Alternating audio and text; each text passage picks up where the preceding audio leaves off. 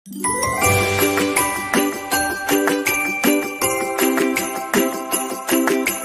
kalau data ganda yang terjadi, memang mereka selalu bilang, aku harus pegang satu yang sekarang tak pakai. Jadi nanti itu bisa nunjukin, bisa 1, 2 beres. Tapi hubungan sama majikan baik toh? Kalau majikanku Pak Bos baik, cuma anaknya aku tanda tangan?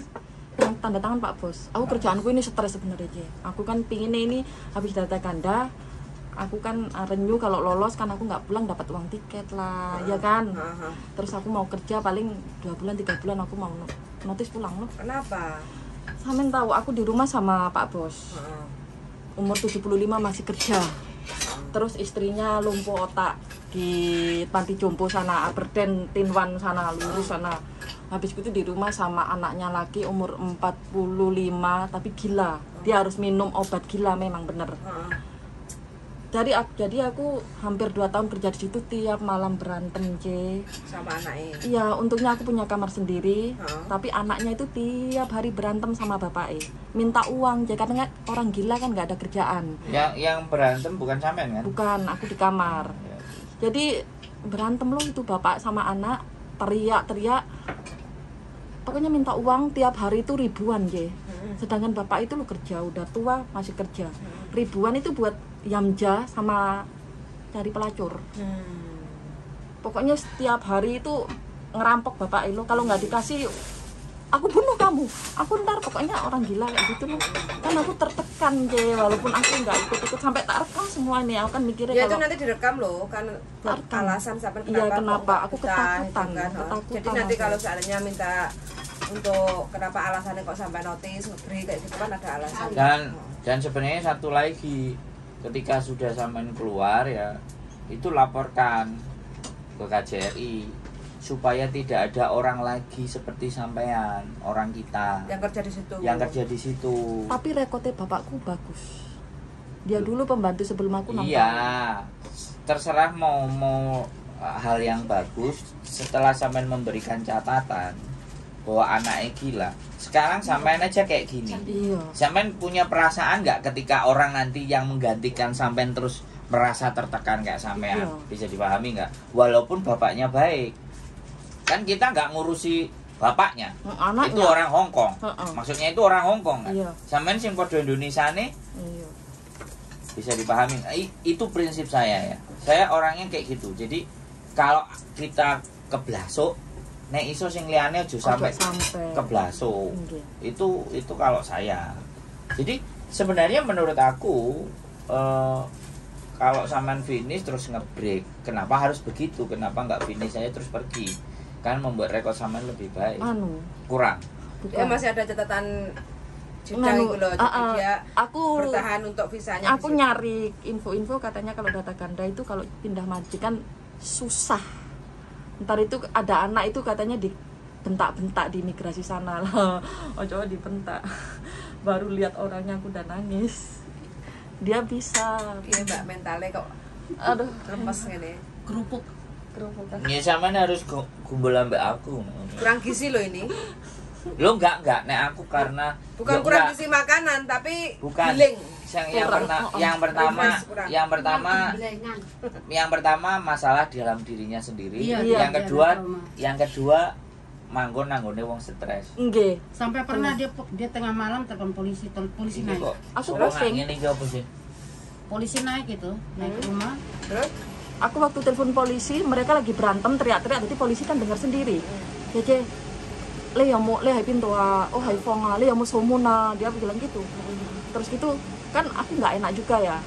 Terus akhirnya polisi naik berkompi-kompi. Mungkin Yang biru iku lho. Terus mungkin itu. Kursi biru iku lho. Oh ya sini Ceh. Enggak. Ada. Terus di itu loh. Kantor, Mbak. Amet ya aku sampai tukeran kursi. Saya kudu masuk kok, saya nek gak masuk mangan wong deh. Manu lo. Lampung nasi kok gak ada mangan. Sekolah sana. Bisik men lah. Ya kuwe periak motoku.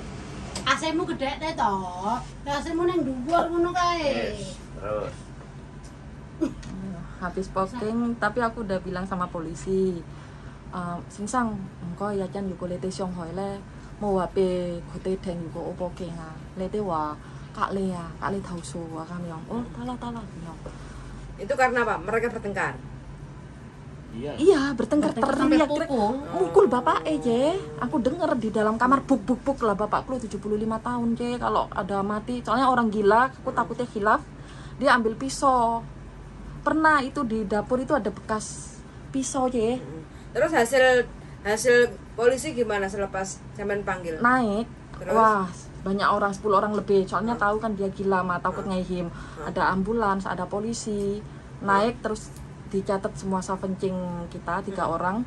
Terus turun lagi dia bilang jangan sampai kayak gini loh ya Kak Le Dauso, dia bilang gitu.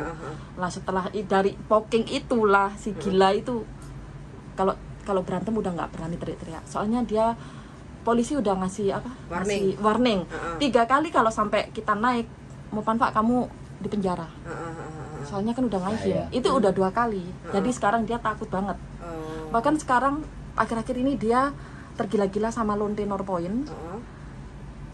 Mungkin karena pernah orgasme atau nggak tahu ya, pernah ke hotel namanya orang gila dapat keenakan. Akhirnya drop sekarang di rumah ngomong sendiri ngomong sendiri wes ngoceh kayak orang gila, benar-benar orang nggak gila. Emosional? Nggak, ketawa-ketawa sendiri. Jujur aku lebih tenang, tapi bapakku yang stres karena dia merasa kehilangan jati diri anaknya. Aku udah bilang sama bapakku, Pak mau panfak lah lekecai itu nggak bisa sembuh, aku dia bilang gitu aku. Soalnya kalau sembuh dia pasti emosi mukulin kamu, tapi kalau dia kalau gila kumat dia lu slow aja enak. Aku bilang gitu. Amuy tapi kan pikirannya pakku itu dia gila harus diobati, padahal kalau dinalar nggak bisa sembuh itu. Ya sampean nambah lah kasihan bapak sampean. Ya aku mikirin istrinya udah kayak gitu, anaknya kayak gitu, bapaknya kan baik toh. Buai kayak malaikat. Makanya nambah aja. Makanya lanjutin kontrak sampai finish. Dia mau pensiun. Kenapa? Bapak. Tapi kalau kuat gaji selama Sih. yang penting Udah enggak rese. minta pemerintah. Aku Dia kan iya bantu dapat pemerintah. bantuan. Aku gini je, kalau masalah kerja aku mau sesuai, cuma aku nyayangin mental gua. Aku Iya, dia aku yang kena. aku kerja di sini aku merasakan perubahan. Dulu aku enjoy, aku cuek ya. Aku tidur cepet terus kok tiba-tiba pagi. Kalau sekarang enggak je. Otakku ini kayak jalan lah. Nggak mungkin karena tertekan ya, selalu was-was. Sumpah je, otakku Sama jalan. tertekan karena data ganda apa karena kondisi Semua. majikan? Semua udah data ganda. Wian, kamu ngelihat bentuknya dia ya. Kamu ngelihat bentuknya dia itu sudah orang itu seperapat gitu. Enggak, kalau aku rasa karena lebih ke data gandanya. Enggak, dia itu seperapat. Dia itu pokoknya uangnya terlalu apa ya? Kan dikit kena. Dia kasih ngomong, saya ada pengalaman tidak bagus sama bapak saya. Itu sudah garis bawah. Kamu udah jangan bahas itu. Jangan mau want to know terus dia. Jadi makanya kenapa ada sometime kita harus tahu audiens yang mau kita tanya ini psikisnya modelnya kayak apa. Ini wis jelas. Makanya kan kenapa Traumatik. tak suruh datang. Ketika aku datang aku bisa ngatur roh wonge, emosional aku tak atur. Tapi ketika aku ditelepon aku nggak bisa ngatur emosional. Karena mukanya gak ero, menungsane modelnya kayak piye. Makanya kadang kemarin aku sing teriak-teriak terus anaknya juga nangis. Itu karena dia hanya by phone. Makanya tak suruh ketemu. Dengan ketemu itu aku akan memahami. Wong iki koyo piye. Makanya gak enek kan si psikiater sing nek nambah niku gawe telepon kan mesti gongon ketemu. Nggih. Kalau di gereja kan pengakuan dosa gitu kan. Tapi si psikiaternya bisa ngelihat kitanya nggak ngerti kan. Nang ngene wali kota iku kan isine opo ya kan. Kan seperti itu ceritanya. Makanya menurut aku ya kembali lagi bahwa menenangkan batin dan jiwa itu memang sebuah keharusan. Itu beda urusannya. Luka hati susah memang. Bukan susah. Saya punya. Kalau sampean mau menjalaninya. Kene. Saya punya. Sini. kalau sampean mau, saya kasih rekomendasi gitu loh. Dari Peduli Kasih. Jadi enak, ibunya itu kalau ngomong juga sabar. Jadi mencoba menerapi itu semua. Itu bisa membantu loh.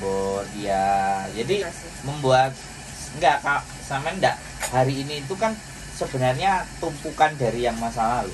Kalau yang masa lalunya bersih, saya rasa hari ini pun menjalani hidupnya akan lebih enak. Jadi dulu ditambahin masalah itu, saiki tambahin ini. Terus juga Mas perasaan bersalah juga. Tapi aku nggak tahu harus gimana. Gitu. Ya bukan nggak tahu harus gimana Mbak ya. Hidup itu maju ke depan, bukan ini mundur ke belakang. Masalah anak juga. Oh, kan complicated.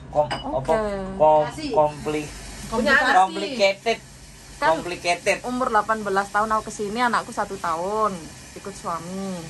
Terus 1 tahun kan namanya aku nggak pernah bahagia ya. Terus sampai sini aku kenal tomboy. Aku ngobat minum diskotik kayak gitu. Akhirnya suami gugat cerai, anak dibawa. Nah, aku kan melikum aja. Masalahnya kan aku mikir anak kalau udah gede tahu aku. Cuma sekarang anak udah gede, udah lulus SMA, nyari maknya. Nggak mau ngakui. Cuma kalau nyari tuh, "Ma, beliin ini." Tapi aku meleh. Aku nggak ngasih karena aku mikirin gini. Kalau kamu ngakui aku anak, ngakui aku mamamu, kamu juga harus ngikuti aturanku. Dia kan jadi salah pergaulan, jadi salah didikan sama bapaknya. Nggak pernah sholat, terus pacaran sana sini. Salah kabeh tadi. Namanya orang tua kan, aku lihat anak kan nggak tega cewek. Cuma kan sekarang orang pada nyalain aku. Lah terus kalau nyalain aku di Hongkong. Aku harus gimana? Masa aku harus kayak artis rebutan anak? Kan aku daripada uang tak gituin, mending tak simpen kan? Karena juga ikut bapaknya, mikirku juga nggak bakal mati anak. Ya itu, tapi rasa bersalah. Tapi terus apa? Numpuk. Iya, mesti bersalah. Tapi aku juga nggak mau ya manjain anak. Kan orang biasanya kan anak semua tuh dikasih. Aku nggak mau orang dekati aku karena uang. Aku pingin tulus. Walaupun aku punya uang, aku nggak bakal ngasih kamu. Kamu harus jadi anak, bener-bener sayang sama aku, baru aku mikirin kamu. Pikirku kan ngono je. Sekarang aku bikin rumah, aku bilang sama orang tuaku, jangan sampai anakku ntar kalau nikah ikut aku. Aku nggak mau satu rumah ada 2 keluarga. Dia nikah ya ikut sama suaminya. Iya, aku berjuang kok dari kecil kok. Aku bilang gitu. Kalau bantu materi oke, tak bantu. Cuma kalau ikut-ikut nggak mau. Aslinya gini loh. Perasaan keduanya itu ada, tapi perasaan traumanya besar. Jadi ini yang terjadi. Ya. Sampean ngerti, pulang itu aku kayak orang lain. Nah, aku nggak tahu harus melakukan apa aja. Ketemu anak itu rasa saya nggak ada aja.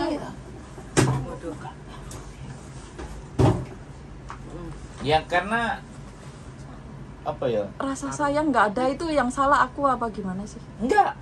Di persoalan ini kita tidak membicarakan siapa yang benar dan siapa yang salah. Kalau ngomong sama saya, yang kita mau bicarakan kehidupan yang mau seperti apa, yang mau sampean inginkan, itu yang harus kita terjemahkan. Itu ke depannya. Sampean itu berharap kehidupan yang seperti apa, itu dulu. Aku pingin kayak gini, aku harus begini, aku harus begitu. Itu dulu. Kalau itu yang nggak ada dan itu masih ada dalam benak dan pertanyaan sampean, maka nggak akan selesai hidup itu. Jadi sampean menginginkan yang seperti apa aku dulu? Udah ada gambaran. Makanya kalau aku dari diri sampean sendiri, bukan dari kita. Cuma ini loh gambaran-gambaran masa lalu terus. Ya itu pasti kita nggak bisa hidup keluar dari masa lalu, itu nggak bisa. Ya. Tetapi kita harus sadar bahwa kehidupan kita itu jalan, nggak stuck. Nah, di perjalanan itu perlahan-lahan berjalannya waktu gitu loh. Jalan WC lah putih wong sik lagi ngomong jangkrik. Ini orang ngomong serius loh. Sampai lali. Taruh atas sini lah, ya bisa sih. Gitu loh. Jadi maksud saya itu sampean harus menemukan apa yang saya senangi, apa yang saya mau, apa yang saya inginkan. Nah, itu yang akan diraih.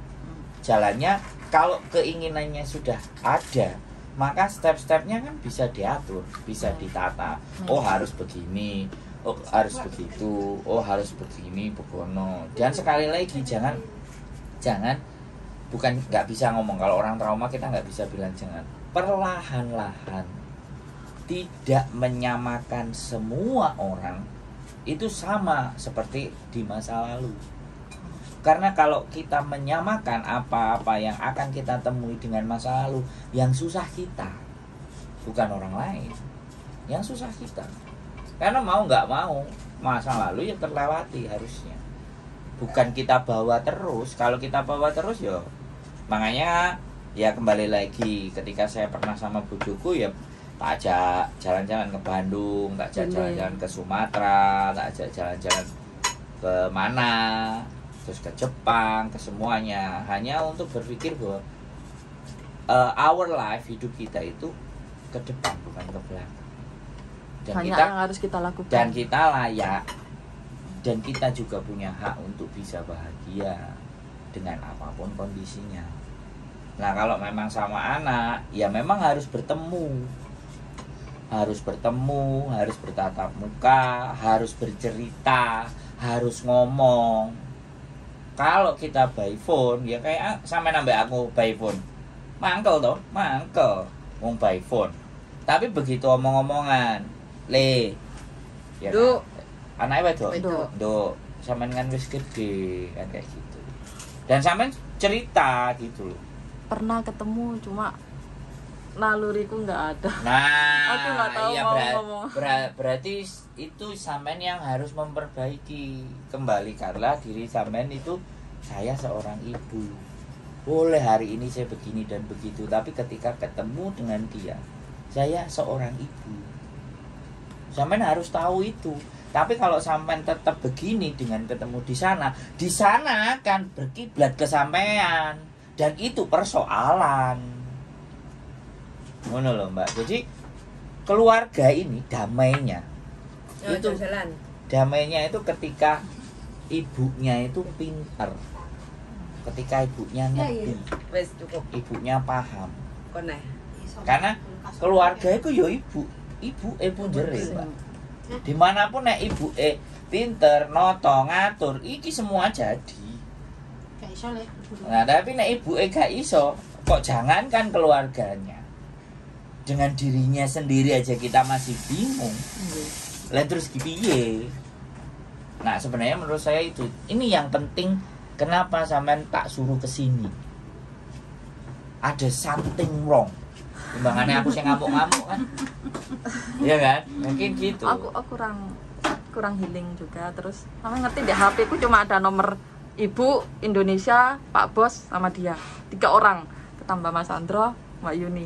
Nggak punya teman je. Enggak apa-apa, enggak punya teman. Jadi itu. kalau berantem sama dia aku stres. Nah. Nggak mungkin aku curhat nih majikan. Lah, Terus ya sekali nggak lagi punya wis. teman. Ya sekali lagi ya, kembali lagi. Sampean balikkan dulu keinginannya sampean apa, cita-citanya sampean apa, dan orang yang di sekitar sampean itu sampean kasih tahu supaya jadi bagian untuk mewujudkan apa yang menjadi sampean inginkan.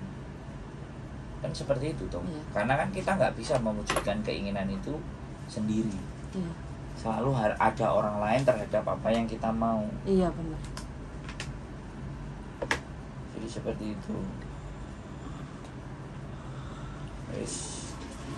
Wis, oke teman-teman semuanya, dalam ceritanya. Jadi cukup aja pembelajaran hari ini, jangan terlalu panjang karena kalau terlalu dikulik nanti yang terjadi pasti akan banjir air mata. Ini aja sebenarnya sudah mulai mau dikeluarkan tapi ditahan sama dia. Saya memahami itu. Oke, keep stay tune my YouTube channel dan kembali lagi semangat semuanya buat kalian orang-orang luar biasa. See you next video. Bye bye.